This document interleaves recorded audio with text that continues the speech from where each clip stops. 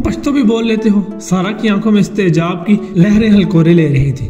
अफ्तारी के बाद दानियाल ने वहां से होटल के अमले से पिछले दिन आए मुसाफिरों से पोटहार जीप के मालिकान के बारे में सवालात शुरू कर दिए। वेटर से जब इस बात की तस्दीक हो गई कि कल मगरिब से पहले वो लोग आए तो इसने अपना मोबाइल फोन निकालकर रशीद और इरफान की फोटोज दिखाकर तसल्ली भी कर ली। अगरचे ये उनकी म्यूजियम से हासिल करता फाइल फोटोज थी, लेकिन वेटर लड़का इनको फौरन पहचान गया। इसकी दाढ़ी बढ़ी हुई थी। इसने इरफान की फोटो देखकर कहा और फिर रशीद की फोटो देखते हुए बोला, इसके बाल छोटे हो गए हैं और इसने कान में बाली भी पहन रखी थी। दानियाल ने वेटर लड़के को 500 रुपए इनाम देने की कोशिश की तो इसका चेहरा बिल्कुल ही कंधारी अनार बन गया। नहीं, हम नहीं लेगा। लड़का फौरन ही टूटी फूटी उर्दू बोलने लगा, तुम हमार मेहमान है, हम तुमसे पैसे नहीं लेगा। दानियाल ने जबरदस्ती इसकी जेब में 500 का नोट ठोंसा और स्टूडेंट नुमा टूरिस्ट की जानिब बढ़ा, जिसकी जानिब वेटर ने इशारा किया था कि वो कल इस वक्त होटल में मौजूद था जब दोनों वारदातिये यहाँ आए थे। इससे बड़ी देर तक मालूमात हासिल करने के लिए जब वो अपनी मेज पर आया तो सारा के पश्तो बोलने वाले सवाल ने से मुस्कुराने पर मजबूर कर दिया। हाँ भाई, एक दोस्त से सीखी थी, अजब खान नाम था उसका। दानियाल ने मुस्कुराते हुए सारा से कहा, जो इसकी अब तक की तफ्तीश पर खामोशी से बैठी चाय पी रही थी। दानियाल ने इसे वेटर की फ्राहम करदा मालूमात से आगाह किया तो सारा बोली, और ये दूसरा टूरिस्ट लड़का क्या कह रहा था? ये वकार अली है, कराची से आया है और व्लॉगर है। यूट्यूब वगैरह पर पाकिस्तान के इन इलाकों की वीडियोस वगैरह बनाता है जहां पर टूरिस्ट कम आते हैं। वो तो ठीक है, लेकिन तफ्तीश के हवाले से क्या कह रहा था? सारा ने उलझे हुए लहजे में कहा। इसने बड़ा अहम काम किया। जब हमारे मुजरिम यहाँ पर आए थे तो तब ये कैमरे से रिकॉर्डिंग कर रहा था। इसने इसे वो फुटेज कट करके भेजने का कहा। दानियाल बता रहा था तो तभी इसके मोबाइल फोन पर मैसेज टोन बजी और लगता है इसने मुझे वीडियो भी सेंड कर दी है। दानियाल ने वीडियो सारा को भी दिखाई जहां इरफान वेटर पर गुस्सा हो रहा था। तुमने ये सब कर भी लिया और मैंने यहाँ चाय पीने के सिवा कुछ भी नहीं किया। सारा के अंदाज में वाज़ेह नाराजगी थी। इस मिशन में मैं तो बिल्कुल यूजलेस हूँ, बेकार चीज। नहीं, ऐसा तो नहीं है। दानियाल के लहजे में अब शरारत थी। तुमने चाय पीने के अलावा यहाँ का चिकन पीस भी खाया है और दाल मखनी भी। दानियाल, तुम बड़े बुरे हो। सारा ठटक कर बोली, पहले भी रावलपिंडी में तुम मेरे बजाय हावर को साथ लेकर चले गए थे और अब भी सब काम करते जा रहे हो। ऐसे में खुद को यूजलेस समझना कुछ गलत तो नहीं? अरे नाराज नहीं हो, हावर को लेकर जाना तो मजबूरी थी। मिशन में तुम्हें साथ ले जाता तो इतनी खूबसूरत लड़की की मौजूदगी में मिशन खुफिया की बजाय अयां हो जाता। दानियाल ने वजाहत की तो सारा का चेहरा खिल उठा। हर खातून की तरह इसे भी अपनी तारीफ पसंद आई थी और अपने पसंदीदा मर्द से तारीफ सुनने का तो नशा ही और होता है। अच्छा, अब ज्यादा बातें मत करो, सारा ने नरम पड़ते हुए कहा। हालांकि ये बात बड़ी देर से दिल में दबाए हुए थे कि दानियाल ने इसकी जगह हावर को तरजीह दी थी, लेकिन इसके एक जुमले की वजाहत पर ही मुतमईन होगी। आगे का लाहे अमल बताओ। बिल अदा करके अब दोनों अपनी 4 व्हील तक आ गए थे। जैसा कि मैडम नाजिया को बताया था मैंने कि कमराट वैली में हमारा सामना मुजरिमों से हो सकता है, तो अब वहां पर अपने बंदों को एक्टिव करना जरूरी होगा। दानियाल ने ड्राइविंग सीट संभालते हुए कहा। यानी कि सारा अभी भी उलझी हुई थी, लेकिन पैसेंजर सीट पर बैठकर इसने सीट बेल्ट लगाते मजीद वजाहत तलब की। कमराट पुलिस से रब्ता कर रहा हूँ, वहाँ अपना एक बंदा है दिलशाद हटक, इसे काम पर लगाते हैं ताकि हमारे पूछने तक वो कोई ना कोई सुराग तो लगा ले। दानियाल ने गाड़ी स्टार्ट करके सड़क पर लाते हुए कहा। सारा गहरी होती हुई रात के हवाले से कुछ कहना चाहती थी, लेकिन दानियाल फिर से बोला, और हाँ, कभी भी खुद को यूजलेस या बेकार मत समझना। हम सब एक टीम का हिस्सा हैं। हो सकता है इस पहाड़ी इलाके में तुम अपनी सलाहियतों का भरपूर इस्तेमाल ना कर पा रही हो, लेकिन ये हकीकत है कि पोश क्लबों और सोसाइटीज में जैसे तुम घुल मिल जाती हो और अपना काम निकलवाती हो, वैसे हमारा कोई दूसरा एजेंट नहीं कर सकता। और हाँ, रात के क़याम के हवाले से टेंशन नहीं लेना।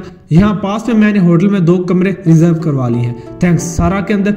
सारा के अंदर ये सुनकर ऐसे जज्बात का एक तूफान उमड़ आया, लेकिन वो मुस्तरन शुक्रिया अदा करके और कुछ ना कह सकी। दानियाल फोन पर हदायत देने और फिर अपनी बॉस नाजिया किरमानी को रिपोर्ट देने में मसरूफ हो गया, जबकि इसे कनखियों से देखती सारा के दिल में इसकी इज्जत मजीद बढ़ गई थी। दुनिया में बहुत कम मर्द ऐसे होते हैं जो अपनी साथी खवातीन को पीछे धकेलने और इनसे सबकत ले जाने के बजाय इनका हौसला बढ़ाते हैं और ऐसी इज्जत करते हैं कि वो खुद पर भी रश्क करें। दानियाल वाकई जानता था कि टीम को कैसे साथ लेकर चलना चाहिए। इसकी हर मामले पर नजर थी और सारा के कहने से कबल ही रात की रिहाइश का मसला इसने हल कर दिया था। वो नाजिया किरमानी का सही जानशीन था। चल भाई, तैयारी कर ले। दिलशाद अपना मोबाइल फोन बंद करने के बाद अपने साथी से मुखातिब हुआ जो पांव फैलाए आराम से बैठा था। ऊपर से ऑर्डर आए हैं तो अब काम भी दिल लगाकर करना पड़ेगा। थाने के एक कमरे में वो कुर्सी पर बैठा था। दिलशाद कहीं से भी पाकिस्तानी नहीं लगता था। गो के मकामी आबादी में कहीं गोरे चिट्टे नौजवान मौजूद थे, लेकिन इसकी गोरी रंगत से ज्यादा इसके सुनहरी माइल बाल इसे दीगर लोगों से मुमताज करते थे। तनुमा जिस्म और खूबसूरत नकूश के साथ वो हॉलीवुड की फिल्मों का कोई हीरो लगता था। 22-23 साल इस नौजवान में कुछ कर गुजरने की उमंग थी और दिल में बेपनाह हौसला। इसकी बहुत ख्वाहिश थी कि वो फौज में जाए और मुल्क को कौम की खिदमत करे, लेकिन चूंकि वो घर का इकलौता बेटा था और वालिदैन का लाडला भी था, इसलिए इसे इजाजत न मिल सकी। वालिदैन की एक अंधोनाक ट्रैफिक हादसे में वफात के बाद इसके पास फौज में जाने का मौका था, लेकिन फिर भी इसका दिल न माना। अपने वालिदैन की कब्रों को छोड़कर वो इस इलाके से नहीं जाना चाहता था। तालीम इसकी एफए ही थी। इसने वक्त गुजारी के लिए पुलिस के महकमे में शमूलियत इख्तियार कर ली। बतौर कांस्टेबल भर्ती होने के बाद इसे एहसास हुआ कि वो ये काम पसंद करने लगा है। अभी वो नौउम्र था और तरक्की के मौके भी थे, तो दिल लगाकर अपना काम करता था। इसे उम्मीद थी कि वो जल्द हेड कांस्टेबल के ओहदे पर फाइज हो जाएगा। एक केस के सिलसिले में जब दानियाल का उससे सामना हुआ तो इसकी दिलजमी और कारकर्दगी देखकर वो हैरान और इसे सीटीएफ के साथ काम करने की पेशकश भी कर दी, लेकिन अपना इलाका छोड़कर ना जाने का कहकर इसने इनकार कर दिया था। इसके फोन मैसेज पर कभी कभी दानियाल से बातचीत हो जाती। अभी इसने जब मुजरिमों की इस इलाके में मौजूदगी के हवाले से फोन पर बात की तो वो पुरजोश हो गया और अपने साथी यूनुस को तैयार होने का कह बैठा। क्या यार, यूनुस एक जमाई लेते हुए बोला, ये कौन सा वक्त है काम पर निकलने का। यूनुस क्लीन शेव, स्याह बालों और अच्छे डील डोल वाला सेहतमंद नौजवान था। दिलशाद का हम पेशा होने के साथ साथ वो इसका मामूजात भी था। हम उम्र होने के अलावा इन दोनों में गहरी दोस्ती थी, इसलिए यूनुस ने बेतकल्फी से इसे जवाब दिया। पुलिस वाले के लिए कोई ड्यूटी टाइम नहीं होता, दिलशाद बोला, और जब वो वर्दी पहन लेता है तो इसका हर वक्त बस ड्यूटी ही होता है। चल अब सस्ती फिल्मों के हीरो की तरह डायलॉग ना बोल, यूनुस ने कहा। तुझे पता भी है कि मेरी नाइट ड्यूटी से जान जाती है। जान तो तेरी इस फोन में रहती है जिस पर तू नाइट ड्यूटी देता है। दिलशाद ने इसे छेड़ा। सारी रात इधर बर्बाद करने के बाद जब तू चौकी पर आता है तो किसी उजड़े हुए आशिक जैसा लगता है। यूनुस रात गए तक सोशल मीडिया और दीगर हवालों से मिलने वाली खवातीन से गपशप करने का शौकीन था। इसने दिलशाद को बताया कि आजकल वो भी लाहौर से ताल्लुक रखने वाली एक खातून से रात गए तक बात करता रहा, जो यहाँ सेहत के लिए आई थी और वापसी पर नंबर देकर इसे गई थी। इन्हीं हरकतों का बहाना बनाकर वो अक्सर नाइट ड्यूटी से जान छुड़ा लेता और इसके हिस्से का काम भी दिलशाद को करना पड़ता। हर रात नहीं, बस किसी रात को देर तक बातें करते रहते हैं, यूनुस जीमते हुए बोला। ना किया कर ऐसी दिलपशोरियां, दिलशाद ने इसे समझाते हुए कहा। हाँ, ये सारी रात मोहब्बतें लुटाते हुए तू अपनी मंगेतर का हक मारता है। अम्मा तो गुजर गई है कब की, और बाप ने फंसा दिया है मुझे हाला के घर में, यूनुस मुंह बनाते हुए बोला। वहाँ शादी के लिए कम से कम भी 3-4 साल का अरसा लग जाएगा। यूनुस की मंगनी इसकी हाला के घर हो चुकी थी। इसकी मंगेतर इससे 10 साल छोटी थी और फकत 13 साल की थी, इसलिए यूनुस का मुंह बनाना जायज लगता था। मामू की तबीयत कैसी है अब, दिलशाद ने पूछा। मैं बस ड्यूटी के चक्कर में तेरे घर का चक्कर भी नहीं लगा सका। बस ठीक है तबीयत, यूनुस कंधे उचकाते हुए बोला। दवाई खाते हैं तो ठीक रहते हैं, घर में बस कभी गुल मैने की कोई चीज नजर आ जाए इस पर डिप्रेशन का दौरा पड़ जाता है। ये सुनकर दिलशाद की आंखों में नमी और चेहरे पर कर्ब फैल गया। गुल मैने का तज़किरा चीज ही ऐसी थी जिसका सुनकर इसकी आंखें भर जाती। दिलशाद से 5-6 साल छोटी गुल मैने के साथ इसकी इसी साल शादी तय थी। वो इसकी पहली और आखिरी मोहब्बत थी। बचपन से लेकर जवानी तक इसके ख्वाब इसने आंखों में सजाए थे। वो नहीं जानता था कि ये ख्वाब किस बुरी तरह कुचले जाएंगे। 6-7 माह कबल गुल मैने की अचानक मौत ने पूरे खानदान को हिला कर रख दिया। पूरे इलाके में ये बात मशहूर थी कि सांप के काटे जाने और बर वक्त तिब्बी इमदाद न मिलने की वजह से इस जवान साल दोशीज़ा की मौत वाक़ हो गई थी। दिलशाद जहां सीने में दर्द पाले कभी शादी ना करने का उससे वादा कर चुका था, वहीं यूनुस और इसके वालिद भी बुरी तरह मुतासिर हुए थे। यूनुस की मां इन दोनों की पैदाइश के बाद तीसरे बच्चे को जन्म देते हुए पेचीदगियों का शिकार हुई और चल बसी। यूनुस के बाप को अपनी दोनों औलादों से बड़ी मोहब्बत थी, लेकिन यह हकीकत थी कि कम उम्री से ही गुल मैने ने अपने बाप और भाई को संभाला था। इसकी अचानक मौत के बाद इनकी दुनिया ही अथल पथल होकर रह गई थी। यूनुस के बाप को अक्सर दौरे पड़ने लगते थे और वो पुरतशद्दुद हो जाता था। मुस्तकिल दवाओं के इस्तेमाल से ही इसके आसाब पुरसुकून रहते थे। सॉरी माड़ा, यूनुस ने दिलशाद को आजुर्दा देखकर मादत खाना लहजे में कहा। मुझे पता है कि इसका जिक्र तुझे तकलीफ देता है, लेकिन यही दुनिया की हकीकत है कि वो अब हमसे बहुत दूर जा चुकी है, जहाँ से कोई लौट कर वापस नहीं आता। दोनों खामोशी से एक दूसरे को देखते रहे। दिलशाद शर्मिंदगी महसूस कर रहा था कि वो इतना वक्त गुजर जाने के बाद भी खुद को संभालने से कासिर क्यों हो जाता है। गुल मैने का जिक्र इसके मुंदमिल होते जख्मों के खिरन को उखेड़ फेंकता था। शायद सच्ची मोहब्बत की यही निशानी थी। अपने महबूब से जुदाई इसके लिए सीने में गड़े किसी ऐसे हंजर की मानद थी जो मामूली जुम्बश पर भी टीस का सबब बन जाता। तो इसका मतलब है कि मैं अकेले ही काम पर निकलूं। कई लम्हों के तवक्कुफ के बाद दिलशाद खुद को संभालते हुए बोला, हाँ भाई, अभी तो मुझे फुफ्फो के घर से खाना उठाना है और फिर बाबा को खिलाना है, क्योंकि वो दुकान बंद करके आगे होंगे, और शायद आज तैयारी भी करूँ। वैसे रोजों में ये नाइट ड्यूटी नहीं होनी चाहिए। यूनुस की जुबान पटड़ी पर रेल की तरह चल रही थी। बल्कि मैं तो कहता हूँ कि दिन की ड्यूटी भी नहीं होनी चाहिए। बस बस समझ गया, दिलशाद हाथ के इशारे से इसे रोकते हुए बोला। तो इसके चेहरे पर मुस्कुराहट लौट आई। काम की बजाय बस बहाने करवा लो जितने मर्जी तुमसे, तुम भी चलो और खाना खाओ हमारे साथ। यूनुस ने पेशकश की। नहीं तुम जाओ। दिलशाद ने कहा, इंस्पेक्टर साहब का दिया हुआ एक काम मुझे करना है और बेफिक्र हो, ये बाहर वाले मुजरिमों की तलाश हम इंशाल्लाह सुबह शुरू करेंगे। अभी रात के अंधेरे में टामोंग मारने का कोई फायदा नहीं होगा। शुक्र है तुझे अकल तो आई, यूनुस ने कहा और हंसते हुए कमरे से बाहर निकल गया। रात की तारीकी गहरी हो गई थी। चांद के बगैर आसमान पर टिमटिमाते तारे माहौल को रोशन करने में नाकाम थे। झील के इर्द गिर्द सिर्फ कीड़े मकोड़ों की आवाजें सुनाई दे रही थी। झील के इर्द गिर्द खुदरो झाड़ियां फैली हुई थी और जैसे साकित पानी में सितारों का अक्स दिखाई दे रहा था, जैसे काली चादर पर किसी ने जुगनू टांग दिया हो। लकड़ी के कैबिन में रशीद और इरफान ने माहौल में मुफाहमत पैदा कर ली थी। ताला तोड़कर वो जब अंदर दाखिल हुए तो 2 कमरों वाले कैबिन में सहूलियात देखकर हैरान रह गए। एक कमरे में 2 डबल बेड मौजूद थे, जबकि दूसरा कमरा बतौर नशिस्त का और किचन इस्तेमाल होता था। कैबिन में हल्की महसूस हो रही थी। बिजली का इंतजाम करने के लिए एक जनरेटर भी मौजूद था, लेकिन इसमें ईंधन नहीं था। रशीद ने जीप में रखा गया इजाफी फ्यूल बर्बाद करने के बजाय यही सलाह दी कि गैस सिलेंडर ही इस्तेमाल कर लिया जाए, जो वो इस मुहिम में अपने साथ लाए थे। ये गालिबन किसी ऐसे अमीर शख्स का सियाहती कैबिन था जहां वो साल बाद ही तफरीह के लिए आता था, इसलिए वो दोनों बड़े इत्मीनान से ये सब काम कर रहे थे। इरफान जब झील में गोते लगाकर वापस आया तब तक रशीद ने पैक डब्बों में खाना गर्म कर लिया। गैस सिलेंडर की आग कमरे को गर्म कर रही थी और रोशन भी। मेज पर ही इनकी लूट का माल पड़ा हुआ था, जिसमें सिकंदर का हंजर इस महदूद सी रोशनी में एक अलहदा ही दख्त दिखला रहा था। कैसा महसूस कर रहे हो? रशीद ने इरफान को बियर का एक टिन थमाते हुए पूछा, जबकि दूसरा खुद खोलने लगा। एक अच्छे उसल और खाने के बाद जैसा महसूस करना चाहिए, इरफान ने एक बड़ा सा घूंट लेते हुए जवाब दिया। झील के ठंडे पानी में तैराकी ने जहां इसके कशीदा आसाब को सुकून बख्शा था, वहीं गर्म खाना खाने के बाद पेट भी राहत महसूस कर रहा था। वरना पिछले दिन के कस्बे के खाने के बाद इन्हें कुछ ताज़ा खाने का मौका नहीं मिला था। तुम्हारे ख्याल में कितने इंसानों को इस हंजर की मदद से देवी के कदमों के बीच चढ़ाया होगा? इसने हंजर की जानिब इशारा करते हुए कहा। पता नहीं, रशीद ने जवाब दिया। हमें इसे सोने से कबल छुपा देना चाहिए। अरे थोड़ी देर तो मजा ले लेने, तो क्यों हर घंटे बाद बुज़दिल बन जाता है? इरफान तरंग में आ गया और अपने पुराने तर्ज तकल्लुम पर उतर आया। इसने हंजर अपने हाथ में लेकर इससे खेलना शुरू कर दिया। दोनों खामोश होकर एक बार फिर से घूंट करके अपने हलक में कड़वे मशरूब को उंडेलने लगे। ठक ठक दरवाजे पर होने वाली दस्तक इतनी मध्यम थी कि पहली बार में सुनाई ना दी, लेकिन दोनों इस बार बुरी तरह चौंके और उछले जैसे किसी ने बम गिरा दिया। इरफान ने कुछ मशरूब अपनी गोद में भी गिरा दिया। कौन? रशीद खुद को संभालता हुआ गुर्राया। इरफान भी बियर साफ करता हुआ खड़ा हो गया। इसके हाथ में सिकंदर का हंजर अब भी मौजूद था। हंजर इसने फौरन से बैग में मुंतकिल किया और वॉशरूम की जानिब बढ़ गया। रशीद दबे कदमों खिड़की तक आया और तेजी से पर्दा हटा दिया। आंखें सुकेड़ कर वो बाहर किसी वजूद को तलाशने लगा। कौन है? इरफान ने वॉशरूम से वापस आकर पूछा। कोई नजर नहीं आ रहा। बैग का क्या किया? रशीद ने जवाब देने के बजाय सवाल किया।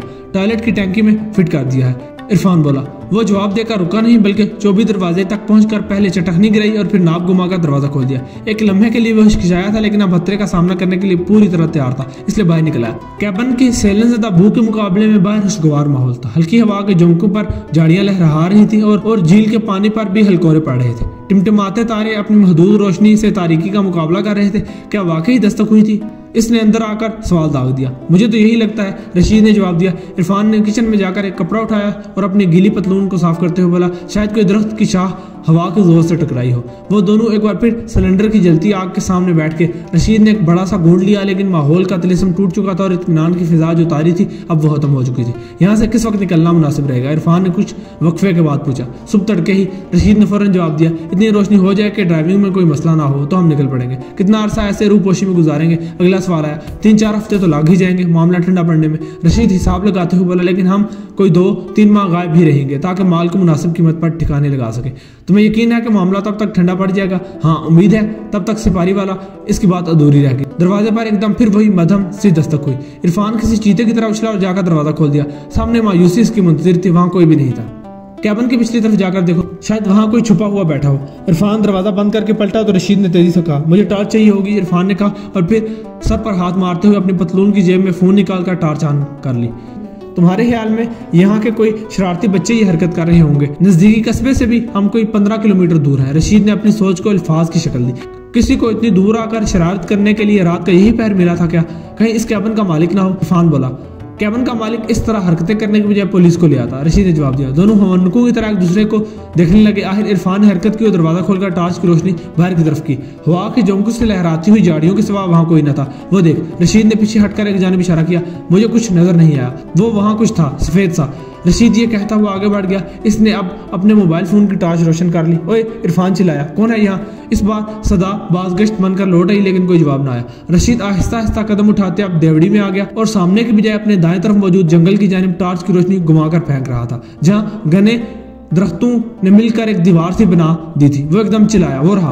अब इरफान को भी लगा कि इसने कुछ देखा है। ऐसा लग रहा था जैसे सफेद लिबादे में कोई इंसानी वजूद था जो अपनी झलक दिखाकर यकलख्त गायब हो गया। जाओ देखो वहां कौन है, इसने कहा। मैं? रशीद की आंखें बाहर निकल आई। हाँ तू और कौन? इरफान ने कहा। तुमने ही उसे देखा है, अब पकड़ो भी तुम ही। मैं वहां नहीं जा रहा, रशीद ने घबराकर खौफनाक आवाज में कहा। जाना तो पड़ेगा, हमारे साथ ये कौन तमाशा कर रहा है? इरफान ने गाली देते हुए कहा। और यहाँ भी तो माल की हिफाजत किसी को करनी है, बेफिक्र है, मैं तुझ पर नजर रखे हुए, कुछ नहीं होने दूंगा तुझे। रशीद अभी तजब्जुब का शिकार था। आखिरकार वो हिचकिचाते हुए आगे बढ़ा और जंगल के किनारे तक पहुंच गया, जो कैबिन से कोई 25 फुट के फासले पर शुरू हुआ था। अंदर दाखिल होने से पहले इसने टॉर्च की रोशनी इधर उधर घुमाई और पहला कदम जंगल में डाल दिया। यहाँ कोई है, वो चीखकर बोला। बुलंद होने के बावजूद इसकी आवाज में लर्जिश नुमाया थी। कोई हमारी जासूसी कर रहा है। यहाँ गीले पत्तों और जमीन पर कदमों के निशानात मौजूद है। पीछे जाओ इसके। इरफान कैबिन के सामने ठहर कर चिल्लाया। पता करो आखिर ये चाहता क्या है। लेकिन जा यार, इरफान ने इसकी बात मुकम्मल होने से पहले ही से टोक दिया। तेरे पास भी गन है, फिर डर क्यों रहा है? किसी वजूद का यकीन होने की वजह से रशीद तजब्जुब का शिकार हो गया। चंद लम्हे तवक्कुफ के बाद इसने अपनी जेब में से गन की तस्दीक की और आगे बढ़ते हुए जंगल में गायब हो गया। इरफान वहीं रुककर टॉर्च की रोशनी में देख रहा था, जो जंगल में हरकत करते हुए इसे थोड़े थोड़े वक्फे के बाद नजर आ जाती, फिर वो भी इसे नजर आना बंद होगी। अंधेरे ने जैसे इस बारीक रोशन लकीर को निकल लिया हो। अचानक से सुकूत बढ़ गया। वो कैबिन के बाहर टहलते हुए इंतजार करते हुए बेचैन होने लगा। एक इज़्तिराब जैसे इसके वजूद में हलूल करने लगा। इसने जहन से ये सब कुछ झटकने की कोशिश की, लेकिन नाकाम रहा। कोई नहीं जानता था कि हम यहाँ हैं। रशीद का मनसूबा बेदाग था। इरफान जानता था कि वो इस तरह की मनसूबा साजी कभी नहीं कर सकता। ये रशीद ही था जिसकी जहानत की वजह से वो करोड़ों का माल लूटने में कामयाब हुए थे। कहीं वो बारी जुस्से वाला शख्स तो होटल से इनका पीछा करते हुए नहीं आ गया और अब इन्हें डराकर अपनी बेइज्जती का बदला लेने की कोशिश कर रहा हो। एक सोच इसके दिमाग में उभरी, लेकिन फिर इसने खुद ही इसकी तरदीद कर दी। इतनी दूर से कोई क्यों ऐसी बेवकूफ़ी करने आएगा? इसने मोबाइल पर वक्त देखा तो 10 मिनट गुजर चुके थे। ये शीदा कहाँ मर गया? इसने खुद गुलामी की। शायद इन दोनों का वहम हो। वारदात के बाद वो मुस्तकिल भागते फिर रहे थे और सोने जागने का कोई हिसाब नहीं था। परेशानी और जंगल की खामोशी ने शायद इनके अजहान पर बुरा असर डाला था। शायद वहाँ कोई भी ना था और अब शीदा इसे धोखा देकर अकेला ही लूट का मार हासिल करना चाह रहा हो। क्या पता इसने कोई और गाड़ी पहले से यहाँ छुपा रखी और मौका देखते ही इसे छोड़कर फरार हो जाए। इरफान पर मनफी सोचों ने यलगार कर दी। वो तेजी से दौड़ता हुआ कैबिन में दाखिल हो गया और वॉशरूम में घुसकर टॉयलेट की टंकी का ढक्कन हटाया। स्याह वाटरप्रूफ बैग अब भी वही था। अंदर लूट का माल भी सही सलामत मौजूद था। इसने ढक्कन वापस लगाया और पुरसोच तासुरात के साथ कैबिन के नशिस्तगाह में आ गया। कहीं सुपारी वाला तो हमारा सुराग लगाने में कामयाब नहीं होगा। सिर्फ सेठ सुपारी वाला ही वाकिफ था कि वो दोनों हंजर चुराकर इसके पास लाने वाले हैं। अब चोरी के बाद वो माल लेकर नहीं पहुंचे तो इसने अपने गुर्गे इसकी तलाश में दौड़ा दिए हों, जो इन्हें तलाश करने में कामयाब रहे हों। लेकिन सुपारी वाला इतनी जल्दी कैसे जान सकता है कि हमने धोखा दिया है और वो हमारे पीछे यहाँ तक भी पहुंच गया? दिमाग ने एक दलील दी जो काबिल कबूल भी थी। वो अगरचे भारतीय डॉन सिकंदर भाई के हवाले से भी परेशान था, लेकिन इसका इतनी जल्दी सब मालूमात हासिल करके इनके करीब पहुंच जाना बईदस के आस था। सुपारी वाला ने जो कार वारदात के लिए फराहम की थी, हम इसे रेलवे स्टेशन पर ही छोड़ आए थे। कोई कैसे जान सकता था कि हम यहाँ इस झील के किनारे होंगे, जबकि हमें खुद नहीं मालूम कि आज रात का कयाम वो इस कैबिन में करने वाले हैं। इसने फिर वक्त देखा। शीदे को जंगल में दाखिल हुए 20 मिनट गुजर चुके थे। रशीद और शीदे, इसने आवाज लगाई। जंगल की खामोश शाहों ने इसे बज़बाने खामोशी जवाब दिया। रशीद, इसने मुंह के गिर्द दोनों हाथों का प्याला बनाकर एक बार फिर अपने साथी को पुकारा। वीराने में एक बार फिर आवाज की बाज़गश्त गूंज कर रह गई। इसने टॉर्च की रोशनी जंगल की तरफ लहराई, लेकिन कुछ नजर न आया। लानत हो, वो बड़बड़ा कर रह गया। इसका हलक खुश्क हो रहा था। वो कैबिन में दाखिल हुआ। बियर के टिन में से एक लंबा सा गूंज पड़ा। अब इसे गुस्सा आ रहा था कि गन इसने रशीद के हवाले क्यों की। इसके पास कोई दूसरा आतिशी हथियार भी नहीं था। इसने किचन का जायजा लिया तो एक बड़े साइज की छुरी मिल गई, जिसे इसने अपने बेल्ट की पतलून में उड़स लिया। गैस सिलेंडर की आग बंद ही करने लगा था कि रुक गया। वो बेचैनी से इधर उधर देखने लगा। इसे समझ में नहीं आ रहा था कि कैबिन में रहे या रशीद के पीछे जंगल में जाए या फिर लूट का माल उठाकर जीप में डाले और वहां से फरार हो जाए। इसी शीशाबाजी में वो एक बार फिर कैबिन से बाहर निकल गया और रशीद को पुकारने लगा। अबे साले जवाब तो दे। कोई जवाब नहीं आया। वो दौड़ता हुआ इस मुकाम तक पहुंचा जहां से रशीद जंगल में टॉर्च की रोशनी जमीन पर डालते हुए गायब हुआ था। इस इलाके में पिछले दिन बारिश हुई थी, इसलिए मट्टी और खुश्क पत्तों पर नक्शे पा वाज़े नजर आ रहे थे। रशीद के जूतों का निशान तो था, लेकिन साथ ही किसी बड़े पैरों के निशानात भी दिखाई दे रहे थे। रशीद वो एक बार फिर चिल्लाया। माहौल पर छाए गहरे सुकूत ने इसकी आवाज गूंज कर खत्म कर दी। सुनाई दिया तो सिर्फ झील के पानी और कीड़ों का मध्यम शोर। किसी भी खतरे की परवाह के बगैर वो जंगल में दाखिल हो। अचानक ही से कहीं दूर से गटी गटी चीख सुनाई दी, इतनी आहिस्ता कि वो अंदाजा ही नहीं कर पाया कि ये किसकी आवाज है। रशीद, ये तुम हो? इसने आवाज लगाई। जवाबन एक बार फिर आवाज आई, लेकिन इस बार वाज़ेह था कि ये रशीद की चीख थी। उफ खुदाया, इरफान बड़बड़ाया, पता नहीं क्या हो गया है। वो रोशनी को सामने की जानिब लहराते हुए दरख्तों और झाड़ियों के बीच से गुजारने लगा। दो अफराद के कदमों के निशानात इसकी तरफ रहनुमाई करते हुए जंगल के तारीक और घने हिस्से की जानिब जा रहे थे। इसने खुश्क होते हुए गले को थूक निकल कर तर्क किया और इसी से मत बढ़ने लगा। ऊंची नीची जमीन पर चलना आसान नहीं था, लेकिन वो आगे बढ़ता जा रहा था। वो बड़े तनु वाले दरख्तों के बीच में से एक पगडंडी पर गुजर रहा था, जिस पर कदमों के निशानात अब बदम पड़ने लगे। हवा में चीड़ के दरख्तों से निकलने वाले मवाद की महक बहुत ज्यादा फैली हुई थी, जबकि जमीन गीली महसूस हो रही थी। वो 3 कद्दे आदम चट्टानों के पास से गुजरा जिन पर काई जमी हुई थी। रशीद, कहाँ हो तुम? वो पुकारा ताकि रशीद के जवाब से इसकी जगह का तयन कर के आसानी हो सके। अब वो खुद को अपनी बेवकूफी पर कोस रहा था। रशीद की जिंदगी शहर में गुजरी थी और वो सख्त काम करने का आदी नहीं था। वारदात के दौरान भी सारा मुशक्कत वाला काम इरफान के जिम्मे था। इरफान वारदात में जिस्म की हैसियत रखता तो रशीद दिमाग की। वो शायद जंगल की बोल बुलंदियों में खो गया था और अब परेशानी के आलम में चीख पुकार करने लगा था।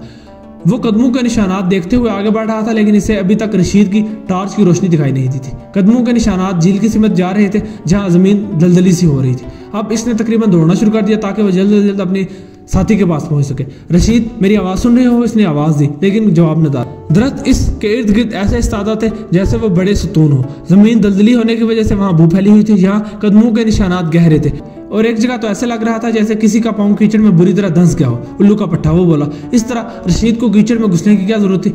इसने फिर मोबाइल को लहराया तो एक सफेद सी होल नुमा चीज पर रोशनी पड़ी, जहाँ कुछ चमक महसूस हो रही थी। वहां के माहौल से हटकर यह कोई और चीज थी, शायद कोई खुम्बी थी।